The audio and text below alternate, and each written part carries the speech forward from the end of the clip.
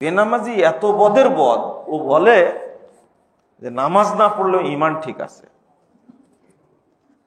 না, শুধু হাসবেন না, ও নামাজ না পড়ে যেমন কাফের, এই নামাজকে ব্যঙ্গ করার কারণে, এই তুচ্ছ তাচ্ছিল্য করার কারণে কাফের। বুঝেননি মনে কথাটা? সালাতকে ব্যঙ্গ করলো না, নামাজ না পড়লে আমার ইমান ঠিক আছে। আস্তাগফিরুল্লাহ, আস্তাগফিরুল্লাহ। হাদিসটা শুনে নেন। ইমাম হিবাতুল্লাহ তাবারি রাহিমাহুল্লাহ তিনি হাদিসটা নিয়ে আসছেন। আপনারা তো হাদিসটা শুনেছেন, বাইনাল আবদে ওয়া বাইনাল কুফরি কি ওয়া শিরকে তারকুস সালাত।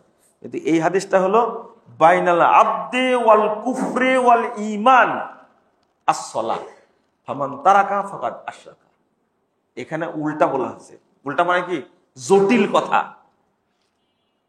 ঈমানের পার্থক্য সালাত। যে সালাত পড়ে সে মুমিন, আর যে সালাত পড়ে না তার ঈমানই নাই।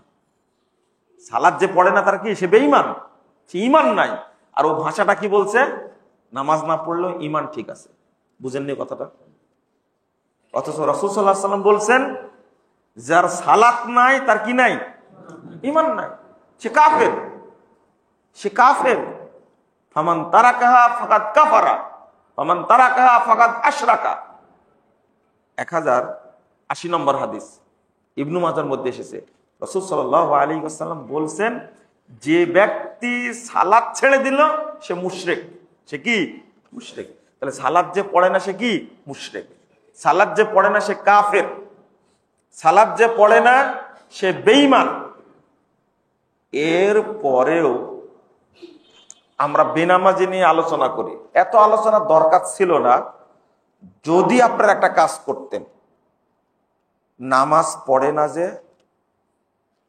তার জানাজা করা যাবে না। জানাজাটা দূরের কথা, যে নামাজ পড়ে না, মাঝে মাঝে জুমা পড়ে, মাঝে মাঝে ওয়াক্ত পড়ে, এরাও কাফের। এরাও কি?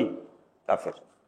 তো যে নামাজ পড়ে না তাকে গোসল করানো যাবে না, হারাম, হারাম। যে নামাজ পড়ে না তাকে গোসল করানো যাবে না। ওকে যদি 70 কোটি বার গোসল করান ও কি হবে না? পবিত্র হবে না, ও তো কাফের। আপনি কি মনে করেন একজন বিধর্মী লোককে যত রকম উন্নত মানের সাবান আছে ওকে দিয়ে গোসল করালে কি ও পবিত্র হবে? এটা তো জানেন আপনি। আরে যারা ইহুদি, খ্রিস্টান, হিন্দু, বৌদ্ধ, বেদিন যারা, তারা যত বড় কাফের, যে নামাজ ত্যাগ করেছে তার চেয়ে বড় কাফের। একজন হিন্দু মুরতাদ না, একজন খ্রিস্টান মুরতাদ না, ইহুদি মুরতাদ না, কিন্তু বেদিন মুরতাদ না, ওকে হত্যা করা ওয়াজিব না। যে ব্যক্তি সালাত ত্যাগ করলো ও মুরতাদ হয়ে গেল, মুসলিম সরকারের উপরে ওয়াজিব হলো তাকে হত্যা করা। বুঝেননি কথা? বেনামাজি কি সাধারণ কাফের মনে করছেন আপনি? ওকে গোসল দিবেন মানে? ওকে গোসল দিবেন কি করে? আপনার ওয়াইফ হলে গোসল দিতে পারবেন, আপনি মুমিন। কোন মুমিন বেনামাজির জন্য দোয়া করতে পারবেন, এটা হারাম। এটা আল্লাহ নিষেধ করে দিয়েছেন, দোয়া করা যাবে না। বাপ হলেও বেনামাজি হলে আপনি যে দোয়া করবেন, হারাম, আপনার জন্য দোয়া করতে পারবেন না। ও মুশরিক, ও কাফের, আল্লাহকে হিসাব দিতে হবে আপনার কাছে। পৃথিবীতে যত ইহুদি খ্রিস্টান আছে তাদের জন্য ভালো দোয়া করতে পারবেন আপনি? হ্যাঁ? তো ওর জন্য দোয়া করবেন কেন? এই পৃথিবীর ইহুদি খ্রিস্টানের চেয়ে এই বেনামাজি আপনার বাপ বেশি খারাপ। বুঝাতে পারলাম না মনে হয়, তাই না? এইভাবে বলছে তাও বুঝছেন না আপনারা। তো গোসল চলবে না, ওকে কবর খোঁড়া যাবে না, কবর দেওয়া যাবে না। আপনি যে সুন্দর করে কবর খুঁড়বেন বংশাল গোরস্থানে, চলবে না এটা। জানাজা তো অনেক পরে, জানাজা অনেক পরে, কিন্তু আপনার আমার শরম নাই। আমি কি করি? আমার বাপ বেনামাজি জানা সত্ত্বেও গোসল টোসল করায়া মুসল্লিদের সামনে নিয়ে আসি। এই যে এতগুলো মুসল্লিকে ধোকা দিলেন আপনি, আপনি একটা মুনাফেক। আপনি নিয়ে আসলেন কেন মসজিদে ওকে?